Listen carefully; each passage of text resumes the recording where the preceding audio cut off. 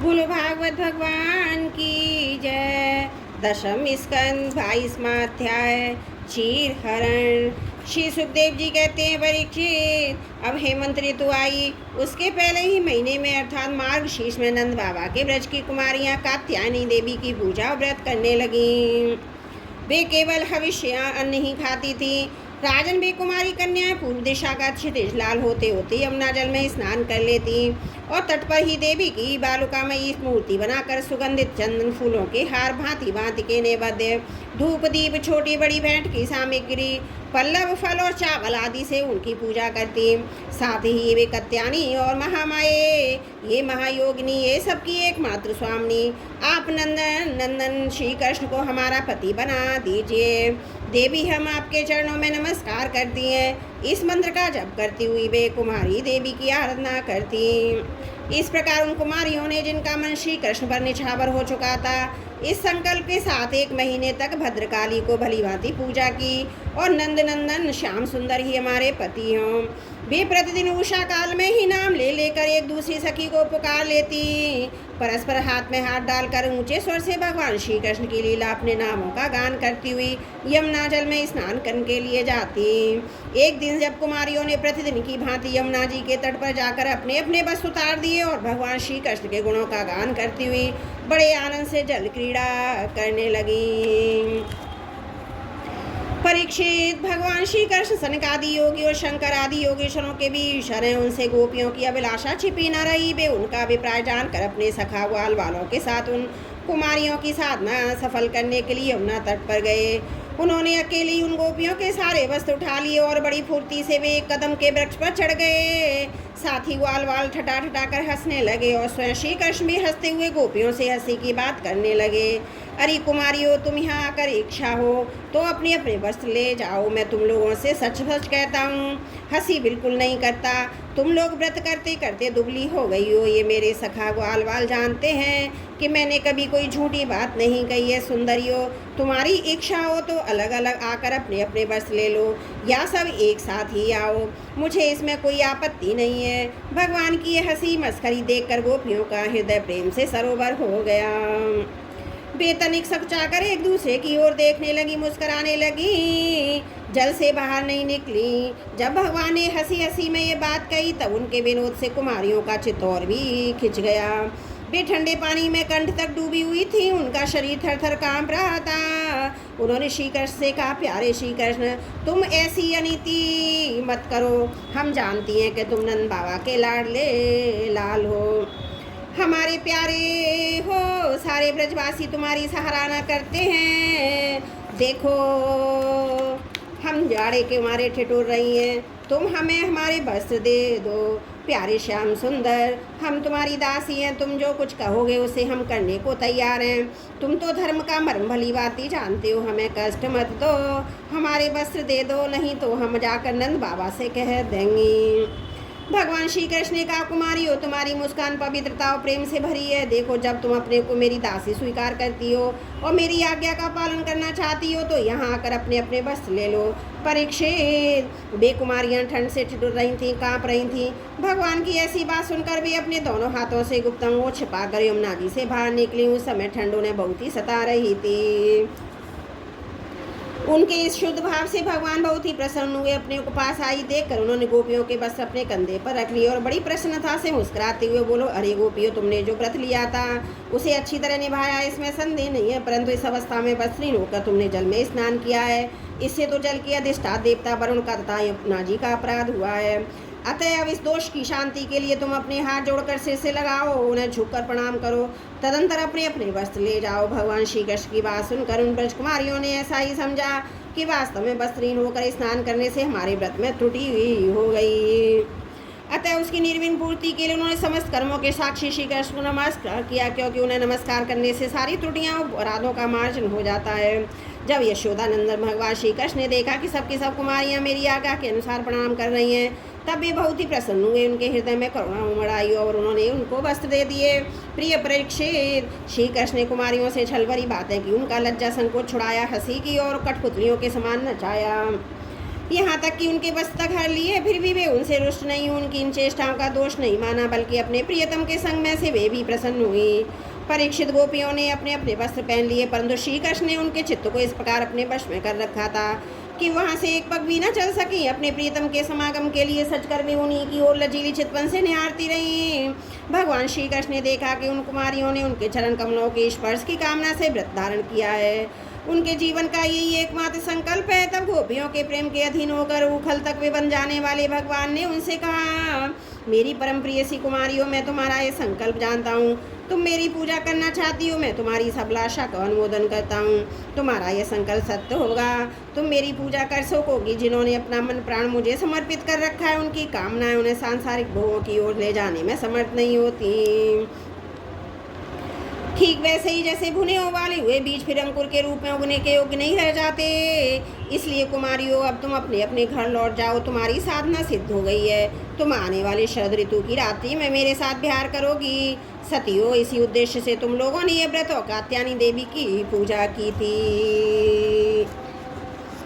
श्री सुखदेव जी कहते हैं, परीक्षित, भगवान की ये आज्ञा पाकर भी कुमारियां भगवान श्री कृष्ण के चरण कमलों का ध्यान करती हुई जाने की इच्छा न होने पर भी बड़े कष्ट से ब्रज में गई। अब उनकी सारी कामनाएं पूर्ण हो चुकी थी। प्रिय परीक्षित, एक दिन भगवान श्री कृष्ण बलराम जी और ग्वाल वालों के साथ गौएं चराते हुए वृंदावन से बहुत दूर निकल गए। ग्रीष्म ऋतु थी, सूर्य की किरणें बहुत ही प्रखर हो रही थी, परंतु घने घने वृक्ष भगवान श्री कृष्ण अपने छत्ते का काम कर रहे थे। भगवान श्री कृष्ण वृक्षों को छाया करते हुए देख स्तोक कृष्ण, अंशु, श्रीदामा, सुबल, अर्जुन, विशाल, ऋषभ, तेजस्वी, देवप्रस्थौ, बरुथप आदि ग्वाल वालों को संबोधन करके कहा, मेरे प्यारे मित्रों, देखो ये वृक्ष कितने भाग्यवान हैं। इनका सारा जीवन केवल दूसरों की भलाई करने के लिए ही है। ये स्वयं तो हवा के झोंके, वर्षा, धूप और पाला सब कुछ सहते हैं, परंतु हम लोगों को उनसे रक्षा करते हैं। मैं कहता हूँ कि इन्हीं का जीवन सबसे श्रेष्ठ है, क्योंकि इनके द्वारा सब प्राणियों को सहारा मिलता है। उनका जीवन निर्वाह होता है। जैसे किसी सज्जन पुरुष के घर से कोई याचक खाली हाथ नहीं लौटता, वैसे इन वृक्षों से भी सभी को कुछ ना कुछ मिल ही जाता है। ये अपने पत्ते, फूल, फल, छाया, जड़, छाल, लकड़ी, गंध, गोंद, राख, कोयला, अंकुर, कौपलों से भी लोगों की कामना पूर्ण करते हैं। मेरे प्यारे मित्रों, संसार में प्राणियों तो बहुत हैं, परंतु उनके जीवन की सफलता इतने में ही जहाँ तक हो सके अपने धन से, विवेक, विचार से, वाणी से और प्राणों से भी ऐसे कर्म किए जाएं जिनसे दूसरों की भलाई हो। परीक्षित, दोनों ओर के वृक्ष नई नई कोपलें, गुच्छों, फल, फूलों, पत्तों से लद रहे थे। उनकी डालियां पृथ्वी तक झुकी हुई थी। इस प्रकार भाषण करते हुए भगवान श्री कृष्ण उन्हीं के बीच में यमुना तट पर निकल आए। राजन यमुना जी का जल बड़ा ही मधुर, शीतल और स्वच्छ था। उन लोगों ने पहले गौं को पिलाया और इसके बाद स्वयं भी भरकर और स्वादु जल का पान किया। परीक्षित, जिस समय भी यमुना जी के तट पर हरे भरे उपवन में बड़ी स्वतंत्रता से अपनी गौएं चरा रहे थे, उसी समय कुछ भूखे ग्वालों ने भगवान श्री कृष्ण बलराम जी के पास आकर यह बात कही, बोलो भागवत भगवान की जय। दशम स्कंद 22वां अध्याय समाप्त। त्रुटियों के लिए क्षमा प्रार्थी हूँ। बोलो भागवत भगवान की जय। दशम स्कंद 23वां अध्याय, यज्ञ पत्नियों पर कृपा। ग्वाल वालों ने कहा, नैनाभिराम बलराम, तुम बड़े पराक्रमी, हमारी चित्त चोर, श्याम सुंदर, तुमने बड़े बड़े दुष्टों का संहार किया है। उन्हीं दुष्टों के समान यह भूख भी हमें सता रही है, तुम दोनों इसे भी बुझाने का कोई उपाय करो। श्री सुखदेव जी ने कहा, परीक्षित, जब ग्वाल वालों ने देवकी नंदन भगवान श्री कृष्ण से इस प्रकार प्रार्थना की, तब उन्होंने मथुरा की अपनी भक्त ब्राह्मण पत्नियों पर अनुग्रह करने के लिए यह बात कही। मेरे प्यारे मित्रों, यहाँ से थोड़ी दूर पर वेदवाणी ब्राह्मण स्वर्ग की कामना से आंगिरस नाम का यज्ञ कर रहे हैं। तुम उनकी यज्ञशाला में जाओ। ग्वाल बालों, मेरे भेजने से वहाँ जाकर तुम बड़े भाई श्री बलराम जी का और मेरा नाम लेकर कुछ थोड़ा सा भात भोजन की सामग्री मांग लाओ। जब भगवान ने ऐसी आज्ञा दी, तब ग्वाल वाल उन ब्राह्मणों की यज्ञशाला में गए और भगवान की आज्ञा के अनुसार अन्न मांगा। पहले उन्होंने पृथ्वी पर गिरकर दंडवत प्रणाम किया और फिर हाथ जोड़कर कहा, पृथ्वी के मूर्तिमान देवता ब्राह्मणों, आपका कल्याण हो। आपसे निवेदन है कि हम ब्रज के ग्वाले हैं। भगवान श्री कृष्ण बलराम जी की आज्ञा से हम आपके पास आए हैं। आप हमारी बात सुने। भगवान बलराम और श्री कृष्ण गौएं चराते हुए यहाँ से थोड़ी ही दूर पर आए हुए हैं। उन्हें इस समय भूख लगी है और वे चाहते हैं कि आप लोगों ने थोड़ा सा भात दे दो। ब्राह्मणों, आपका धर्म मर्म जानते हैं, यदि आपकी श्रद्धा हो तो इन भोजनार्थियों के लिए कुछ भात दे दीजिए। सज्जनों, जैसी यदि में पशु बलि होती है उसमें सोत्रमणि यज्ञ में दीक्षित पुरुष का अन्न नहीं खाना चाहिए। इनके अतिरिक्त या किसी भी समय किसी भी यज्ञ में दीक्षित पुरुष का भी अन्न खुआने से भी कोई दोष नहीं है। परीक्षित इस प्रकार भगवान के अन्न मांगने की बात सुनकर भी उन ब्राह्मणों ने उस पर कोई ध्यान नहीं दिया। वे चाहते स्वर्ग आदि तुक्ष फल उनके लिए बड़े बड़े कर्मों में उलझ जाते थे। सच पूछो तो ब्राह्मण ज्ञान की दृष्टि से बालक ही हैं, परंतु अपने को बड़ा ज्ञान वृद्ध मानते हैं। परीक्षित, देश काल, अनेक प्रकार की सामग्रियां, भिन्न भिन्न कर्मों में विनियुक्त मंत्र, अनुष्ठान की पद्धति, ऋतुज, ब्रह्मा आदि यज्ञ कराने वाले अग्नि देवता, यजमानी, यज्ञ, धर्म, इन सब रूपों में एकमात्र भगवान ही प्रकट हो रहे हैं। वे ही इंद्रियातीत पर ब्रह्म भगवान श्री कृष्ण स्वयं ग्वाल वालों के द्वारा भात मांग रहे हैं। परंतु इन मूर्खों ने जो अपने को शरीर ही मान बैठे हैं, भगवान को भी एक साधारण मनुष्य ही माना, उनका सम्मान नहीं किया। परीक्षित, जब इन ब्राह्मणों ने हाँ या ना कुछ नहीं कहा तब ग्वाल वालों की आशा टूट गई। वे लौट आए, वहाँ की सब बातें श्री कृष्ण बलराम से कह दी। उनकी बात सुनकर सारे जगत के स्वामी भगवान श्री कृष्ण हंसने लगे। उन्होंने ग्वाल वालों को समझाया, संसार में असफलता तो बार बार होती ही है, उससे निराशा नहीं होना चाहिए। बार बार प्रयत्न करते रहने से सफलता मिल ही जाती है। फिर उनसे कहा, मेरे प्यारे ग्वाल वालों, इस बार तुम उनकी पत्नियों के पास जाओ और उनसे कहो कि राम और श्याम यहाँ आए हैं, तुम जितना चाहोगे उतना भोजन वे तुम्हें दे देंगी। वे मुझसे बड़ा प्रेम करती हैं, उनका मन सदा सर्वदा मुझ में लगा रहता है। अब की बार ग्वालवाल पत्नीशाला में गए, वहाँ जाकर देखा तो ब्राह्मणों की पत्नियाँ सुंदर सुंदर वस्त्रों गहनों से सज धज कर बैठी हैं। उन्होंने निज पत्नियों को प्रणाम करके बड़ी नम्रता से यह बात कही, आप विप्र पत्नियों को हम नमस्कार करते हैं, आप कृपा करके हमारी बात सुने। भगवान श्री कृष्ण यहाँ से थोड़ी ही दूर पर आए हुए और उन्होंने ही हमें आपके पास भेजा है। वे ग्वाल वालों बलराम जी के साथ गौएं चराते हुए इधर उधर दूर आ गए हैं। इस समय उन्हें उनके साथियों को भूख लगी है, आप उनके लिए कुछ भोजन दे दें। परीक्षित, वे ब्राह्मणियाँ बहुत दिनों से भगवान की मनोहर लीलाएं सुनती थी, उनका मन उनमें लग चुका था। वे सदा सर्वदा इस बात के लिए उत्सुक रहती हैं किसी प्रकार श्री कृष्ण के दर्शन हो जाएं। श्री कृष्ण के आने की बात सुनते ही वे उतावली हो गईं।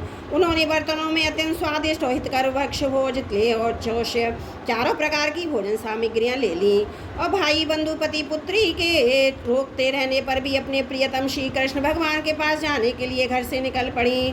ठीक वैसे ही जैसे नदियाँ समुद्र के लिए, क्यों ना होना जाने कितने दिनों से पवित्र कीर्ति भगवान श्री कृष्ण के गुण, लीला, सौंदर्य, माधुर आदि का वर्णन सुन सुनकर उन्होंने अनेक चरणों पर अपना हृदय निशावर कर दिया था। ब्राह्मण पतियों ने जाकर देखा कि यमुना के तट पर नए नए कोपलों से शोभामन अशोक वन में ग्वाल वालों से घिरे हुए बलराम जी के साथ श्री कृष्ण इधर उधर घूम रहे हैं। उनके सामने शरीर पर सुनहला पीताम्बर झिलमिला रहा है, गले में बनमाला लटक रही है, मस्तक पर मोर पंखा मुकुट है, अंग अंग में रंगीन धातुओं से चित्रकारी कर रखी है, नए कोपलों के गुच्छे शरीर में लगाकर नटका सा वेश बना रखा है। एक हाथ में अपने सखा ग्वाल वालों के कंधे पर रखे हुए हैं और दूसरे हाथ से कमल फूल नचा रहे हैं। कानों में कमल के कुंडल हैं, कपोलों पर कुहराली लटकी हैं, मुख मंद मंद मंद मुस्कान की रेखा से प्रफुल्लित हो रहा है। परीक्षित अब तक अपने प्रियतम श्याम सुंदर के गुण लीलाएं अपने कानों से सुन सुनकर उन्हें अपने मन के उन्हीं प्रेम के रंग में रंग डाला था, उसी में सरोवर कर दिया था। अब नेत्रों के मार्ग से उन्हें भीतर ले जाकर बहुत देर तक वे मन ही मन उनका आलिंगन करती रहीं और इस प्रकार उन्होंने अपने हृदय की जलन शांत कर ली। ठीक वैसे ही जैसे जागृत और स्वप्न अवस्थाओं की वृत्तियाँ यह मैं और मेरा इस भाव से जलती रहती हैं, परंतु सुषुप्ति अवस्था में उसके अभिमानी प्राज्ञ को पाकर उसी में लीन हो गई, उनकी सारी जलन मिट गई। फिर प्रिय परीक्षित, भगवान सबके हृदय की बात जानते हैं, सबकी बुद्धियों के साक्षी हैं। उन्होंने जब देखा कि ब्राह्मण पत्नियां अपने भाई बंधु पति पुत्रों के रोकने पर भी सगे संबंधियों विषयों की आशा छोड़कर केवल मेरे दर्शन की लालसा ही मेरे पास आई हैं, तब उन्होंने उनसे कहा, उस समय उनके मुखारबिंद पर हास्य की तरंगें अटखेलियाँ कर रही थीं।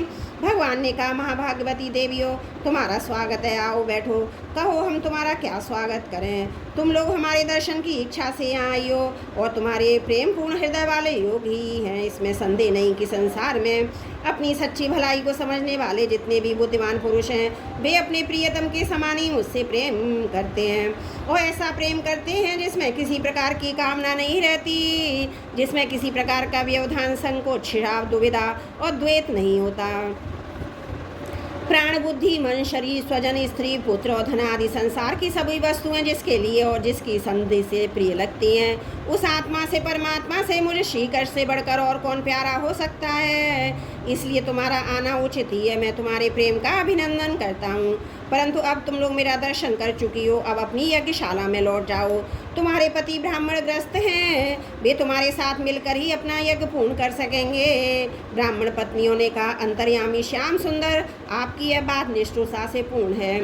आपको ऐसी बात नहीं करनी चाहिए। श्रुतियाँ कहती हैं कि जो एक बार भगवान को प्राप्त हो जाता है उसे फिर संसार में नहीं लौटना पड़ता। आप अपनी ये वेदवाणी सत्य कीजिए।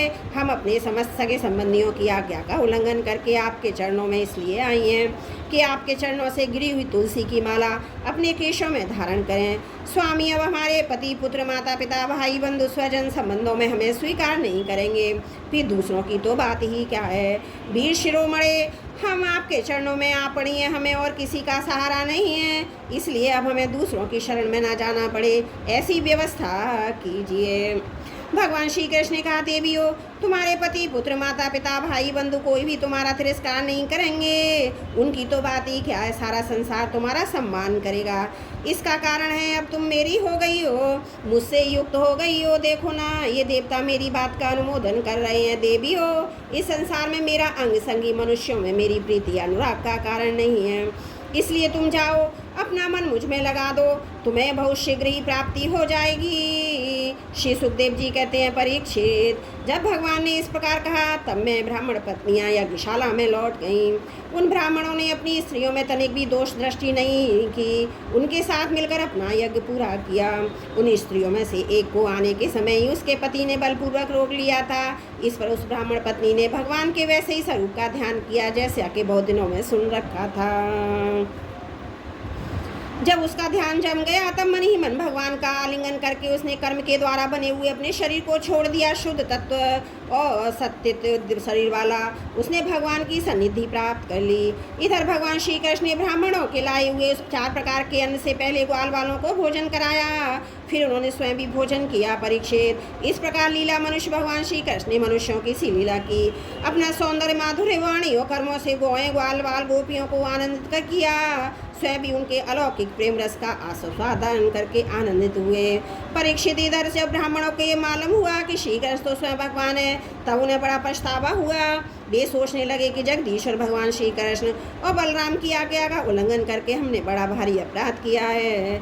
वे तो मनुष्य की सी लीला करते हुए भी परमेश्वर ही हैं। जब उन्होंने देखा कि हमारी पत्नियों के हृदय में तो भगवान का अलौकिक प्रेम है, हम लोग उनसे बिल्कुल रीते हैं, तब वे पछतावा कर कर अपनी निंदा करने लगे।